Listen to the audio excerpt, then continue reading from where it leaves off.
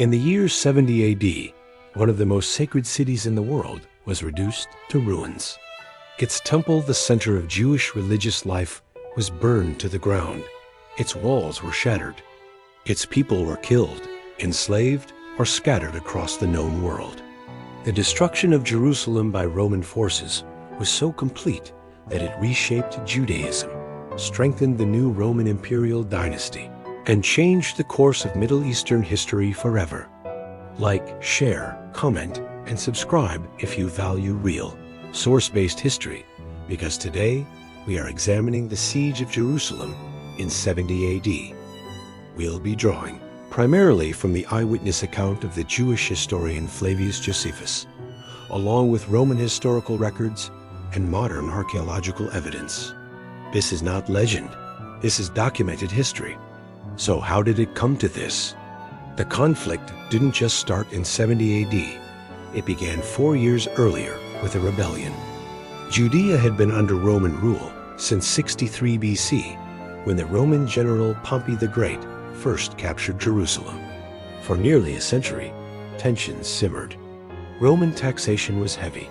Local governors were often corrupt and cruel, and religious conflicts frequently erupted between the Jewish population and the Roman administration. In the year 66 AD, these tensions finally boiled over into open revolt. Jewish rebels managed to overwhelm the Roman garrison and expel all Roman forces from Jerusalem. This was a direct challenge to Roman authority, and Rome's response was predictable and brutal. The emperor at the time, Nero, dispatched one of his most capable generals, Vespasian, to crush the uprising.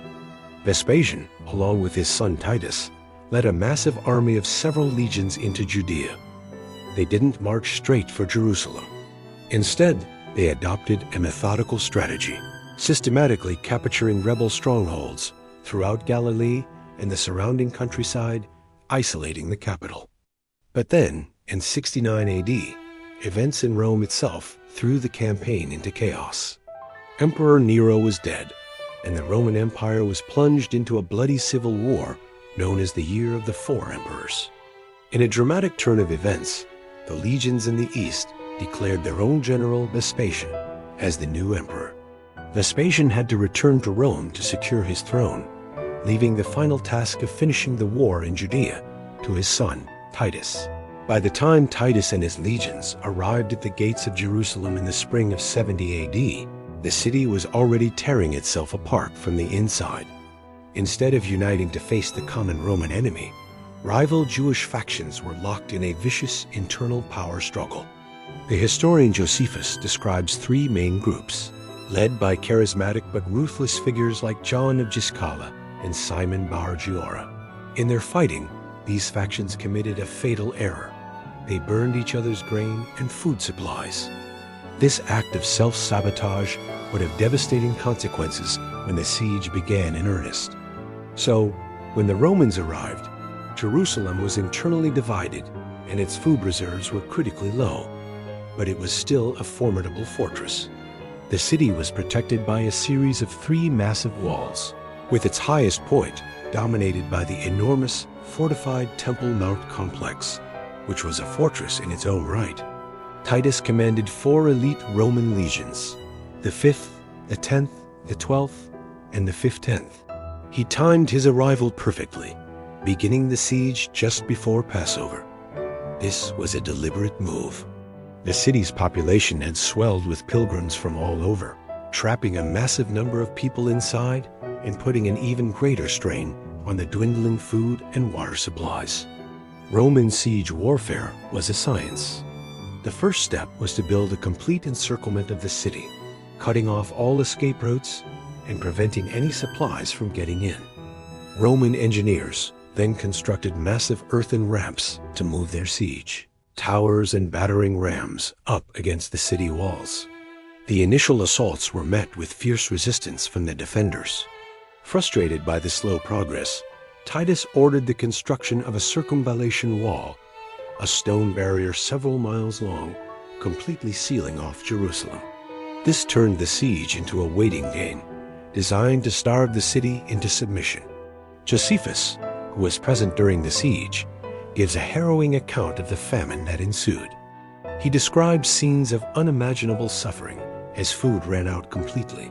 People ate leather, straw, and worse. While modern historians debate the exact numbers, Josephus provides, he claims, over 1 million people died, archaeological evidence and other. Roman sources confirm that the death toll from starvation, disease, and combat was immense. The city became a graveyard. If you're finding this breakdown valuable, please take a moment to like the video and share it, because history this significant deserves to be understood by a wider audience. After weeks of relentless assault, the Roman forces finally breached the city's outer walls. The fighting became a brutal street-by-street battle, pushing the defenders further and further back. The final desperate stand took place on the Temple Mount. In August of 70 AD, a date that corresponds with the Jewish fast day of Tisha B'Av, Roman troops stormed the temple complex. Josephus claims that Titus initially wanted to preserve the magnificent temple, but that a fire either accidentally or deliberately set by a soldier spread uncontrollably through the holy structure. Some historians question this, suggesting it might have been an attempt by Josephus to absolve his Roman patron, Titus, of the blame. Regardless of the intention, the result was the same. The Second Temple, which had stood as the heart of Judaism for centuries, was utterly destroyed by fire. Roman soldiers swarmed the burning sanctuary, looting its sacred treasures, including the famous golden menorah. This very scene of soldiers carrying the menorah away as spoils of war is immortalized in stone on the Arch of Titus, a victory monument that still stands in the Roman Forum today. By September of 70 AD, all resistance in Jerusalem had been crushed. The city was systematically dismantled. What wasn't burned was torn down.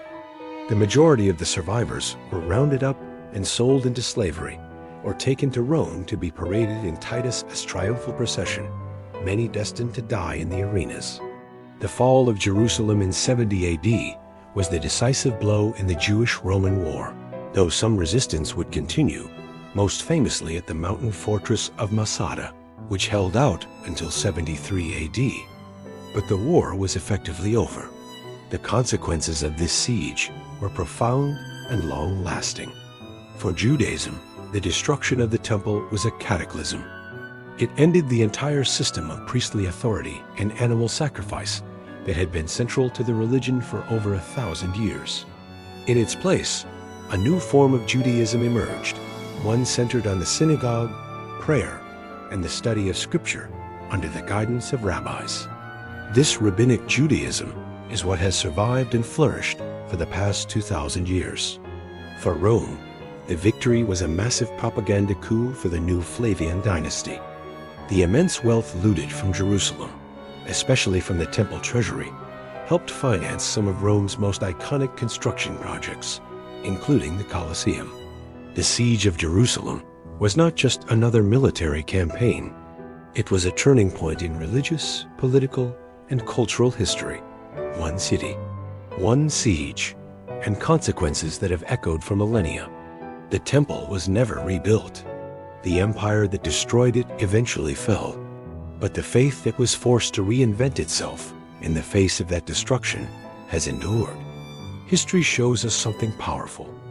Walls can fall, empires can rise and collapse, but ideas, faith, and identity have a remarkable ability to outlast them both. If you value real, documentary-style history grounded in primary sources, please like this video, share it with someone who appreciates historical depth, and comment with your thoughts below. And don't forget to subscribe for more in-depth explorations of the events that shaped our world. Thanks for watching.